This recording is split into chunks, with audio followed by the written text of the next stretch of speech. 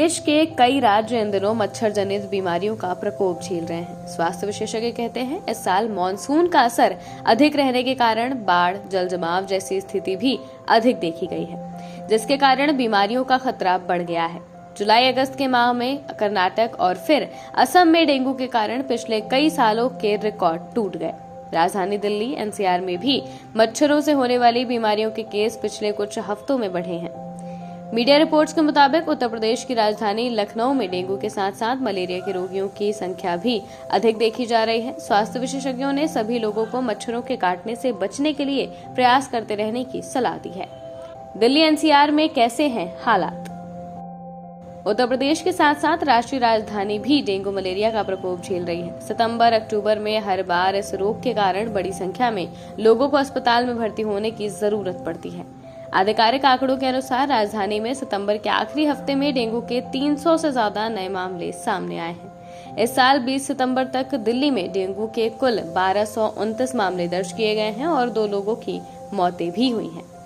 Dengue के साथ malaria के आंकड़े भी स्वास्थ्य विशेषज्ञों के लिए चिंता बढ़ा रहे हैं। 26 सितंबर तक के आंकड़ों के मुताबिक दिल्ली में मलेरिया के 363 मामले सामने आए हैं, जबकि पिछले साल इसी अवधि में यह आंकड़ा 294 था। क्या कहते हैं विशेषज्ञ? डेंगू हो या फिर मलेरिया, इसका खतरा सभी उम्र के लोगों को होता है। बच्चों में डेंगू के गंभीर रूप लेने के जोखिम अधिक देखे जाते हैं। डेंगू की गंभीर स्थिति में प्लेटलेट्स काउंट कम होने और आंतरिक रक्तस्राव का खतरा रहता है, जिसके जानलेवा दुष्प्रभाव हो सकते हैं। वहीं मलेरिया के कारण भी स्वास्थ्य पर गंभीर असर हो सकता है। डेंगू और मलेरिया के शुरुआती लक्षण लगभग एक जैसे होते हैं। ऐसे में इसमें अंतर कर पाना कठिन हो सकता है। आइए जानते हैं कि इसकी पहचान कैसे की जा सकती है। डेंगू में क्या होते हैं लक्षण? डेंगू की स्थिति में अचानक तेज बुखार आने के साथ सिर दर्द, आंखों में जलन, भूख न लगने की समस्या, मसूड़ों से खून आने और त्वचा पर चकत्ते दाने निकलने की दिक्कत हो सकती है। गंभीर स्थितियों में डेंगू के कारण ब्लड प्लेटलेट्स काउंट कम होने लगता है। प्लेटलेट्स खून का थक्का बनाने में मदद करते हैं। ऐसे में इसकी कमी हो जाने के कारण रक्तस्राव होने लगता है, जिसके कारण स्थिति बिगड़ सकती है। मलेरिया में क्या होता है?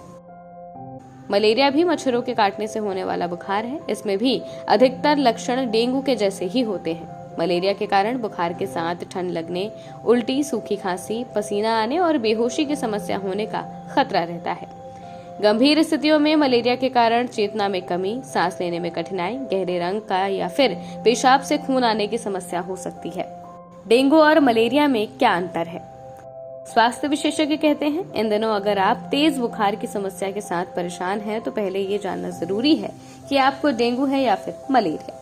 मलेरिया में शाम को बुखार बढ़ने के साथ कमजोरी और ठंड लगने की दिक्कत हो सकती है, जबकि डेंगू में तेज बुखार के साथ जोड़ों, मांसपेशियों में दर्द और सिर दर्द के साथ त्वचा पर चकत्ते और दाने होने लगते हैं। इन लक्षणों के साथ आप बीमारी में आसानी से अंतर कर सकते हैं। हालांकि बीमारी की पुष्टि के लिए डॉक्टर की सलाह पर ब्लड टेस्ट जरूर कराएं। इन दोनों बीमारियों का समय पर इलाज प्राप्त करना बहुत जरूरी है।